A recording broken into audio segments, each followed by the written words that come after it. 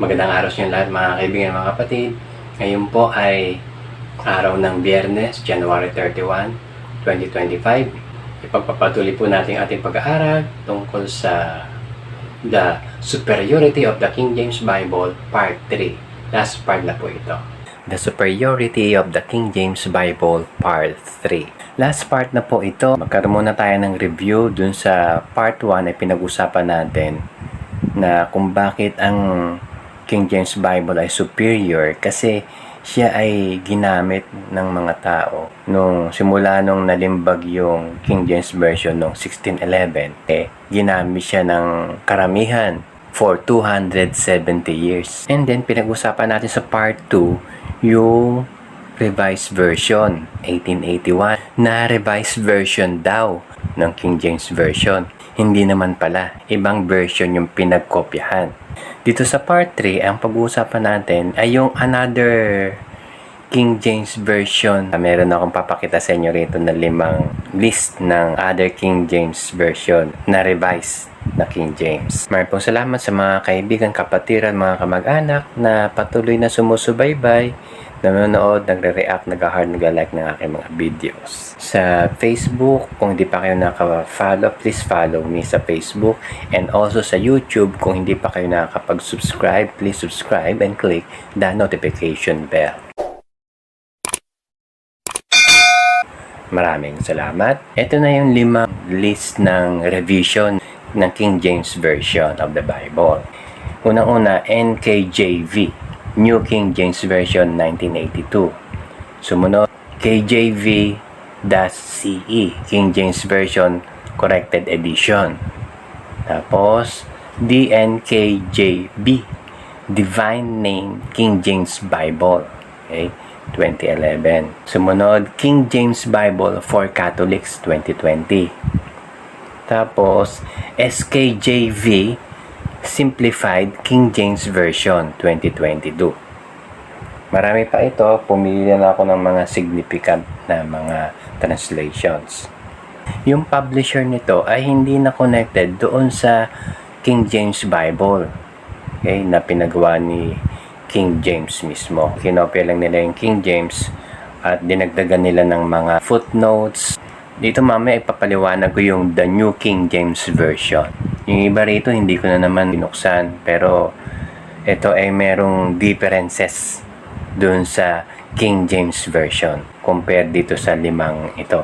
Ang purpose ng mga revision na ito ay para wag mo nang gamitin yung tunay na King James Bible na ginawa ni King James, yung 1611 or yung 1769 edition.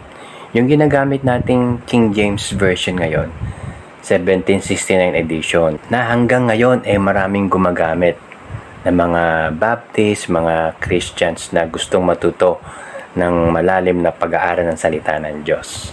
Okay? Basahin ko ulit yung Psalms 12, verse 6 and 7. The words of the Lord are pure words, as silver tried in a furnace of earth, purified 7 times. Thou shalt keep them, O Lord, thou shalt preserve them for this generation forever. Ang sabi dito, purified 7 times. Ito ay tumutugma sa King James Version. Kapag ang King James Version, meron kang dinagdag, meron kang binawas, hindi na yan purified 7 times. More than 7 times na yon.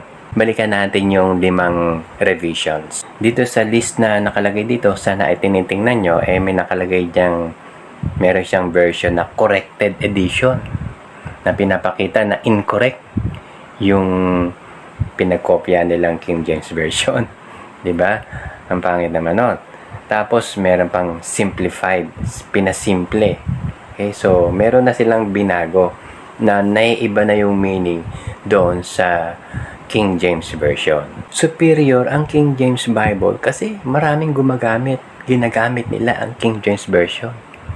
Hindi lang basta matuto sila, kundi para tangkilikin yung gusto nilang i-insert na mga footnotes. So, yun ang isa sa mga reason. Tingnan natin yung King James Bible for Catholics. Ito ay isang halimbawa ng Bible na King James Version for Catholics, sa mga Katoliko. Siyempre, palagi mayroong krus Kung tititigan nyo, titingnan nyo yung cross. May mga images yan. Yung cross na yan. Kayo nang bahala. Mag-research kung bakit merong ganito. Merong bungo, merong ulo ng animal. Palakihin natin para makita nyo. Ayan. Kung titingnan nyo, ayan. At yung nakasulat sa ilalim, the original King James Version with the Old and New Testaments plus apocryphal text, illustrated and annotated. So, talagang King James Version yung nakasulat dito. Pero may dagdag na apocryphal books. Kasi dun sa apocryphal books nakasulat yung mga andun nakarecord yung kanilang paniniwala. Then, yung bandang itaas naman. Yung bandang itaas, yan, may pangalan dyan sa itaas, Benjamin Blaney, isang Bible scholar din. Meron tong kamukha na ibang Bible. Siya yung nag-i-insert ng mga nakalagay dito sa Bible na ito.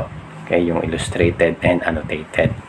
Ang King James Version of the Bible, meron lang 66 books na napag-aralan na natin matagal na.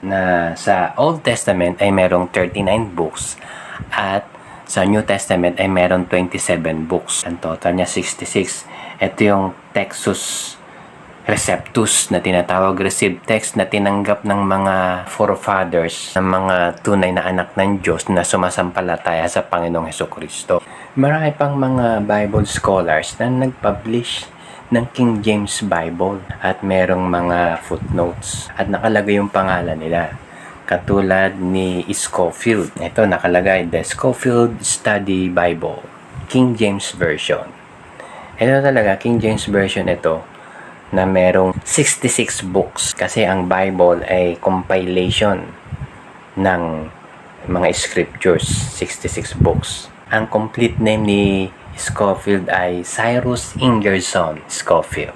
Ginagamit ko rin itong Scofield Bible. Buksan natin. Yan ay nakabukas sa Book of John. Andyan yung partial ng chapter 1. Tapos may kita dyan yung buong chapter 2. And also chapter 3. Sa bandang gitna niyan, may mga references. Yan yung tinatawag na chain references na nakarecord dyan yung the same topic na mababasa mo sa ibang aklat. Commonly, yung 4 na Gospels, di ba? Matthew, Mark, Luke, John, meron silang pare-parehas na mga istorya. So, naka-record yan sa ibang books niya. So, at marami pang iba sa Old Testament din. Nilagyan ko ng oval shape na guhit na kulay blue. Diba sa lower right side. Yan yung halimbawa ng footnotes. Yan yung comment, tinatawag na commentary ng mga Bible scholars. Dito, ito yung comment ni Scofield. Okay? So, ingat tayo sa footnotes. Yung footnotes, hindi na inspired yan. Okay? Ang inspired lang yung salita ng Diyos. And also, yung ibang letters dyan ay kulay pula. Okay? Kulay pula. Yan ay yung salita ng Panginoon Kristo na sinabi niya mismo. Next is the Thompson Bible. Diyan ay may nakalagay sa upper left side KJV, ibig sabihin King James Version. Yung picture sa left side, ito yung box na lalagyan ng Bible. So, yung Bible nasa kanan, leather bound. Okay, tapos gold edged. Nakalagay lang Holy Bible. Pero pag tiningnan mo yung gilid nun, at saka dun sa pag binuksan mo, nakalagay dyan, KJV, King James Version. Ang buong pangalan ni Thompson ay Dr. Frank Charles Thompson. Siya yung theologian na gumawa nitong Bible na ito. Common ang ginagawa, ulitin ko, na kinopya niya yung King James Version. Tapos, dinagdagan niya ng kanyang chain reference at saka footnotes. At dito, meron pa tong encyclopedia, Bible Encyclopedia. Okay, meron pang concordance. Dito sa Thompson Bible ko kinopya yung illustration na pinapakita ko sa inyo. Yung development of English Bible from originals hanggang dun sa panahon natin ngayon. Lastly ay pag-usapan natin yung the New King James Version. Ito may 3 King James Bible lang nakalagay, no? Holy Bible. Pero may differences yan. Itong kulay dark brown na Bible. Actually hindi siya Bible New Testament lang siya. Tapos yung sa gitna yung kulay orange, King James Bible. Pero New Testament lang. May nakalagay yan na maliit. Palakihin natin. Yan, siguro kitang-kita na. Yung sa pangatlo, ito na lang, yung loob na ng Bible to kompleto na. Holy Bible, the New King James Version, yung kulay puti. Sa tatlong books na ito, meron silang something in common, yung logo. Ito ay tinatawag na Tyquitra. Itong Tyquitra na ito tatlong spear ito na pinagdikit-dikit. Ito daw ay simbolo ng Trinity. Kung naalala nyo, yung aking video, The Triune God, na merong ganito. Okay, subalit, sinabi ko rin dun sa Triune God na ang Diyos ay Espiritu na makikilala lang natin ang Trinity, yung Triune God, sa Scripture niya mismo. Okay, yung mga verses sa Bible. Itong simbolong ito ay ginagamit din, maraming gumagamit nito, pati mga kulto gumagamit din ito. Bigyan ko kayo ng halimbawa. Dito nakalagay New King James, okay? Parang related yung New King James sa The Craft, okay? Kasi pareho silang logo. Balik tayo sa Bible sa The New King James Version. Yung The New King James Version, lahat ng mga Old English na mga pronoun na katulad ng ye, did, thine, thou, pinalitan dun sa New King James.